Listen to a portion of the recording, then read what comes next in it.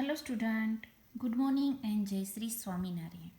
Today we will understand chapter number 8, Fire, Friend and Foe. Okay, fire. We know that what is fire. Fire is our friend and fire is our foe. Foe means enemy. तो fire हमारी मित्र भी है और शत्रु भी है. So fire is both useful and dangerous. Is it? It is. If it is out of control, then it is dangerous. And the fire is in our control, it means it is useful. What is fire? How did we discover it? हमको कैसे fire के बारे में पता चला? How did we discover? How did we discover it? How do we control it? Okay, control भी किया जा सकता है, but how? So we will understand in this chapter. Early men didn't know what fire was. Ancient men. Actually, ancient men didn't know what is the fire or what fire is. But he must have been the damage it could cause. Okay? But he must have seen the damage it could cause. लेकिन उसने देखा होगा the damage it could cause. मतलब कुछ कारण होंगे कि इस तरह से फायर होती है या इस तरह से डैमेज होता है, वो कहीं ना कहीं उसने देखा होगा. ही मस्ट हैव वॉच्ड, देखा होगा. लाइटनिंग, जो आकाश में जब बारिश के वक्त लाइटनिंग होती है. And volcanoes, long before he began to use fire himself. Even he did not know how to use the fire, but before that he must have watched. तो उसने देखा होगा, या तो वह लाइटनिंग देखी होगी, वोल्केनोज में आग देखी होगी. Fire was powerful and dangerous, दोनों है, पावरफुल भी है, डेंजरस है. एंड ही वॉज फ्राइटन, डरावनी भी है. फायर में हैव पजल्ड, इंसानों के लिए पजल भी है. किसके लिए? अर्ली मैन के लिए. एक्चुअली उसको ये साइंस पता नहीं था what is fire. So maybe और might be the puzzle for him. But we know that but we now know that fire is result of chemical reaction. but हमको तो पता है कि what is fire. तो fire is result of chemical reaction. When the oxygen in the air combine with carbon and hydrogen in a fuel, a chemical reaction take place. Actually fire कैसे बनती है? Air होना चाहिए और combination होना चाहिए किसका? कार्बन एंड हाइड्रोजन का.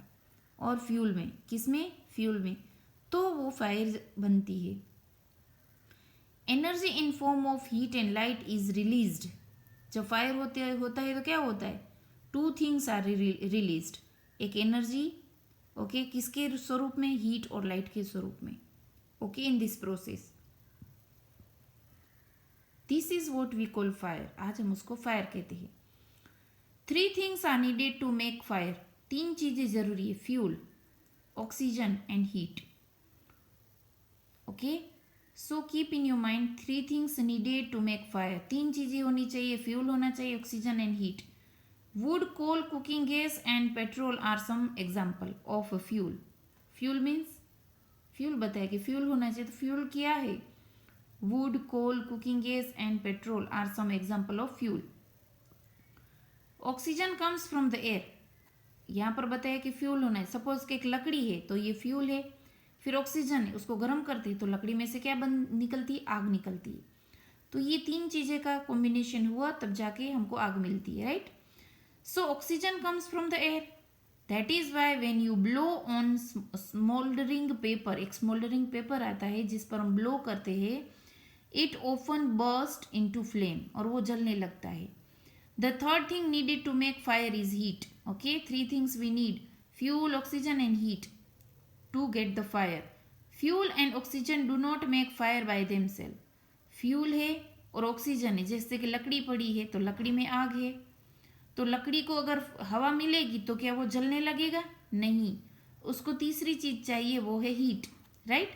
Fuel and oxygen do not make fire by themselves. खुद पड़ी रहेगी तो नहीं जलने लगेगी. Or else a newspaper or a stick lying on the open would catch fire on its own. अगर ऐसा होता तो क्या होता? खुद ब खुद जलने लगती, राइट? सपोज के न्यूज़पेपर है तो न्यूज़पेपर वो भी एक kind of fuel, paper is also kind of fuel, right? तो उसको हवा मिलती है तो क्या जलने लगता है? No. So it needed the third thing, and that is heat. To burn a piece of paper or wood, you can see in picture, okay? See this, okay? So a piece of paper or wood, we heat it before it catches fire. We generally do it with a light match, okay? उसके लिए match box की ज़रूरत रहती है, माचिस की. Every fuel has a particular temperature. सबका खुद का एक पर्टिकुलर टेम्परेचर होता है at which it begins to burn. Okay, suppose कि गीली लकड़ी है, उसको जलाओगे तो उसका एक टेम्परेचर होगा, वो ज़्यादा उसको गर्म करना पड़ेगा, राइट? क्योंकि वो लकड़ी गीली है, तो वो लकड़ी का खुद का एक टेम्परेचर होता है. और कोल देखो, COL, कोल मतलब जो वो हम हमारे घर में जलाते हैं, तो उसका जो टेम्परेचर होता है उसको वो जल्दी जल जाते हैं, right?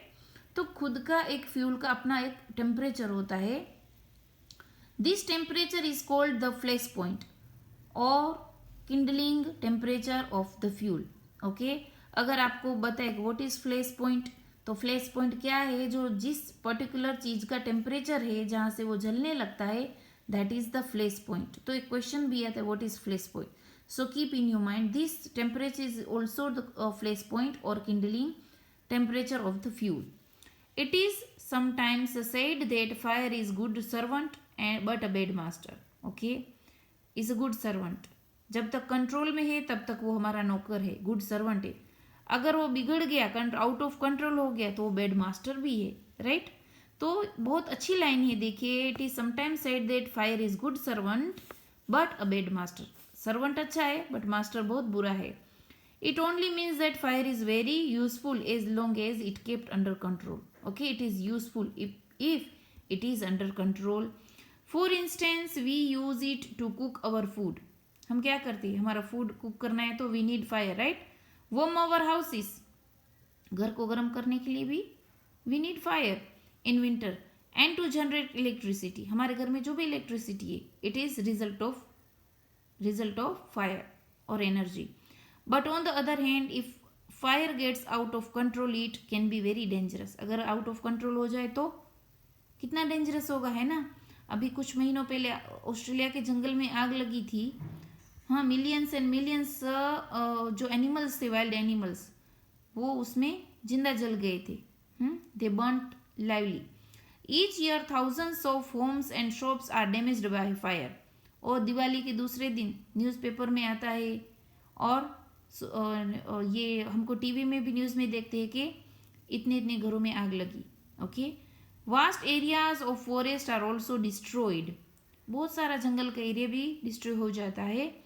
And 100 of people are killed और इंजर्ड. किसके कारण? If the fire goes out of control. Just as 3 things are needed to start a fire. कौन सी 3 थिंग्स? ओके, 3 चीजें चाहिए. फ्यूल, और क्या था? Fuel, oxygen and heat. There are 3 main ways in which a fire can be put out. चलो, 3 चीजों से उसको पुट आउट भी किया जा सकता है, बुझाया भी जा सकता है. In each one of the 3 things needed for burning is taken away. अगर तीनों में से किसी एक को हटाया गया तो किसको? एक तो फ्यूल है, और एक हीट है, और एक क्या है? ऑक्सीजन. इन तीनों में से किसी एक को हटा ले तो वो जो है वो पुट आउट किया जा सकता है. So student, we are stopping here today.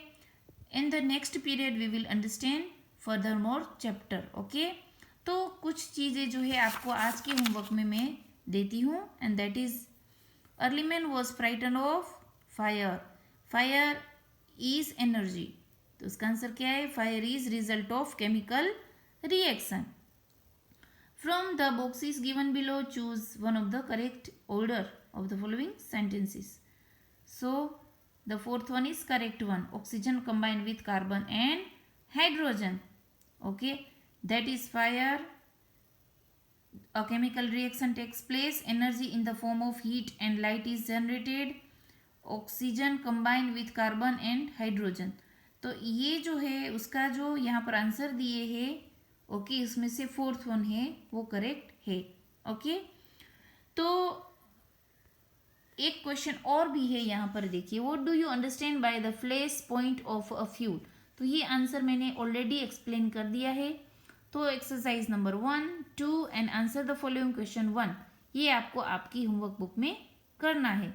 Okay, thank you and have a nice day.